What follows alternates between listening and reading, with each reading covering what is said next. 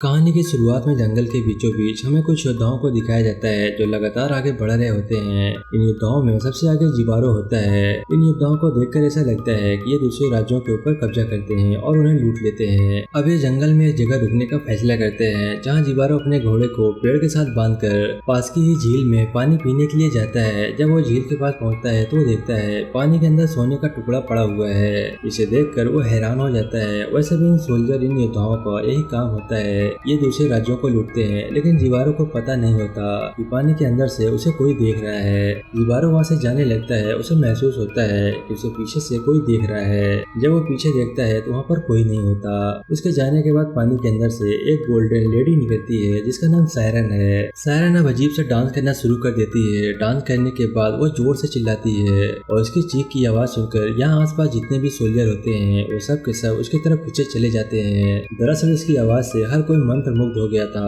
जब वो सायरन को देखते हैं तो हर कोई उसे पाना चाहता है। उसे पाने की होड़ में जब वो उसकी तरफ बढ़ रहे होते हैं तो एक दूसरे की तलवार से इनकी मृत्यु हो जाती है और जितने भी सोल्जर बचते हैं वो पानी में डूब जाते हैं। इस तरह से सायरन की चीख की आवाज से यहाँ पर सबके सब मारे जाते हैं। सिर्फ एक ही योद्धा बचता है और वो होता है जिबारो। सायरन जिबारो को देखती है और जोर से चिल्लाती है, लेकिन उसके चिल्लाने की आवाज से उस पर कोई फर्क नहीं पड़ता क्योंकि वो एक डेफ है, यानी कि उसके पास सुनने की शक्ति नहीं है। और ये देखकर सायरन हैरान हो जाती है क्योंकि आज तक कोई भी उसकी मैजिकल आवाज से बच नहीं पाया। लेकिन इसकी मैजिकल आवाज का इस पर कोई असर नहीं हो रहा था। उसे लगता है शायद इसका मैजिक जिबारो के ऊपर काम नहीं कर रहा है, इसीलिए वो पानी के अंदर चली जाती है। जिबारो भी बहुत ज्यादा डरा हुआ होता है क्योंकि उसके सभी साथी मारे गए थे। लेकिन सायरन एक बार फिर से पानी से बाहर आती है और वो जिबारो को देखती है। दरअसल जिबारो की तरफ अब वो अट्रैक्ट हो रही थी। उसे लगता है उसके अंदर कोई खास बात है, इसीलिए उसकी आवाज का उसके मैजिक पर कोई असर नहीं हुआ है।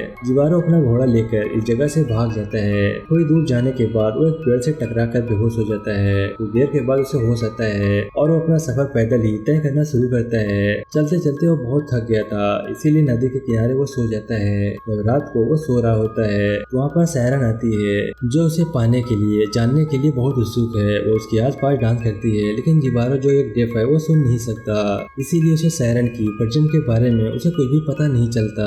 अब सायरन उसी के पास सो जाती है। अगले सुबह जिबारो की नींद खुलती है तो अपने आसपास सायरन को देखता है और उसे देखता ही रह जाता है क्योंकि उसका पूरा शरीर सोने का होता है, इसमें हीरे मोती जड़े होते हैं जो दुनिया के सबसे बेशकीमती चीज होते हैं। तभी सायरन की आंख खुल जाती है और वहाँ से भागने लगती है। जिबारो जब उसे रोकने की कोशिश करता है तो उसका हाथ कट जाता है क्योंकि सायरन की बॉडी की एक लेयर सोने की बनी हुई होती है। हालांकि जिबारो को समझ आ जाता है कि ये दोनों अलग अलग दुनिया के हैं। साथ ही जब उसका हाथ कटता है तो खून भी निकलता है जो इस बात का संकेत होता है इस रिश्ते से सिर्फ ही नुकसान और मौत है। लेकिन जिबारो की आंखों में सोने हीरे जवाहरातों को लालच आ जाता है और उसी लालच के चलते वो उसका पीछा करना शुरू कर देता है। इधर सायरन भी लगातार नदी के बहते हुए पानी के साथ डांस कर रही होती है और नदी के किनारे आकर सोल्जर अपनी तलवार को नीचे रख देता है। सायरन भी उसे देखती है और उसकी आंखों में उसे पाने की ललक होती है क्योंकि वो पहला एक इंसान था जो उसकी आवाज से जिंदा है। अब ये दोनों एक दूसरे के काफी करीब आने लगते हैं, जिसके बाद ये किस करते हैं और जिबारो के होठों से खून निकलने लगता है जो इस बात का संकेत होता है ये दोनों एक दूसरे के लिए नहीं बने।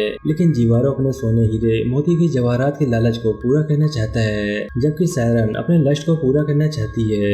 ये दोनों ही एक दूसरे के करीब इसीलिए आए हैं क्योंकि इन दोनों के मन में अपने अपने लिए लालच है। ये दोनों एक दूसरे के बारे में बिल्कुल भी नहीं सोचते और अब जब एक दूसरे के करीब होते हैं तो जिबारो सायरन के ऊपर अपने सिर से हमला करके उसे बेहोश कर देता है। इसके बाद वो सायरन की बॉडी से उसके सभी ज्वेलरी जो कि बेशकीमती है, साथ ही उसकी स्किन जो कि सोने की है उसे भी निकाल देता है और उसे निकालते हुए सायरन बहुत ज्यादा इंजर्ड हो जाती है। पर जिबारो को उसकी चोट से उसके दर्द से कोई फर्क नहीं पड़ता।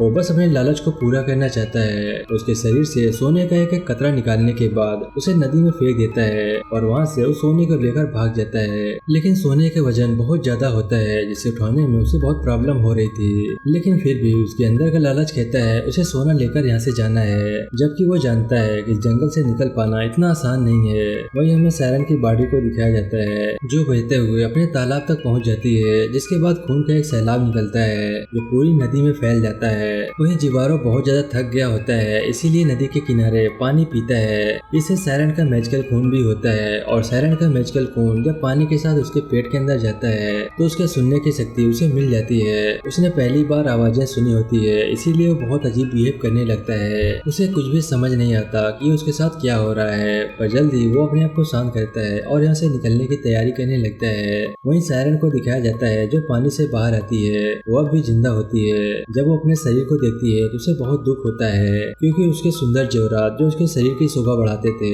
जिन पर उसे गुरूर था, वो सब के सब अब जीवारो लेकर जा चुका था और इसी के साथ उसका भ्रम भी टूट जाता है। दरअसल उसे ऐसा लग रहा था कि जीवारो उसे पसंद करता है, लेकिन अब उसे पता चल गया जीवारो सिर्फ उसके सोने चांदी हीरे जवाहरातों के लिए उसके पास आया था।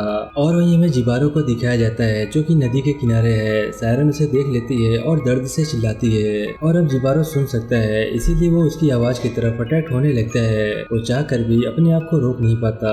जब सायरन ये देखती है तब वो और जोर से चिल्लाती है। इसके बाद जीवारो बड़ी तेजी से घूमता हुआ डांस करता हुआ उसकी तरफ खींचा चला जाता है, और उसका भी वही हश्र होता है जो उसके सभी साथियों का हुआ था। पानी के नीचे हमें बहुत सारे स्कल दिखाए जाते हैं, जिसका मतलब ये है सायरन यहाँ पर हजारों लोगों को मार चुकी है। पर अब सायरन के पास कुछ भी नहीं बचा जो उसके शरीर की सुंदरता थी, जो उसकी ज्वेलरी थी, जिस पर उसे गर्व था, अब वो सब कुछ छिन चुका है। दरअसल ये पूरी की पूरी कहानी आज की दुनिया को रिप्रेजेंट करती है, जहाँ पर हर एक इंसान दूसरे इंसान से किसी न किसी लालच, किसी न किसी कारण से जुड़ा हुआ है। इस तरह से जीवारो सायरन के पास गया क्योंकि उसका सोना, हीरा, मोती, जवाहरात चाहिए था।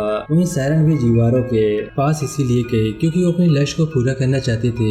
इन दोनों के मन में एक दूसरे का इस्तेमाल करने का लालच था, और बुरे काम का बुरा अंत ही होता है। जिस तरह जीवारो के मन में सोने का लालच था, उसने सोने को तो पा लिया, लेकिन वही सोना उसकी मौत का कारण बना। वहीं सायरन, जिसने कई लोगों को मारा था, उसी के एक शिकारी ने उसकी वो हालत कर दी जिसके बारे में उसने कभी सोचा भी नहीं था। उसकी सारी ज्वेलरी जिस पर उसे कभी गुरूर हुआ करता था, वो सब कुछ उसे छीन गया। आज की दुनिया में भी इंसान उतने ही क्रूर हैं जितना कि जीवारो था। उसने सायरन की बॉडी से सोना निकालते हुए उसे बहुत जख्मी किया था, बहुत दर्द पहुंचाया था। आज की दुनिया में इंसान भी अपने लालच को पूरा करने के लिए किसी भी दूसरे इंसान को किसी भी तरह की तकलीफ देने से पहले सोचता तक नहीं। यहाँ हमें जीवारो की कहानी एक एनिमेटेड सिंपल कहानी लगती है, लेकिन इसके पीछे बहुत सारे हिडन मैसेज दिए गए हैं जिसे देखने पर आपको पता चलेगा। आई होप कि वीडियो आपको पसंद आया होगा। वीडियो अच्छा लगा तो प्लीज वीडियो को लाइक करके चैनल को सब्सक्राइब करना मत भूलिएगा। मैं मिलता हूँ आपसे नेक्स्ट वीडियो में, तब तक के लिए बाय बाय।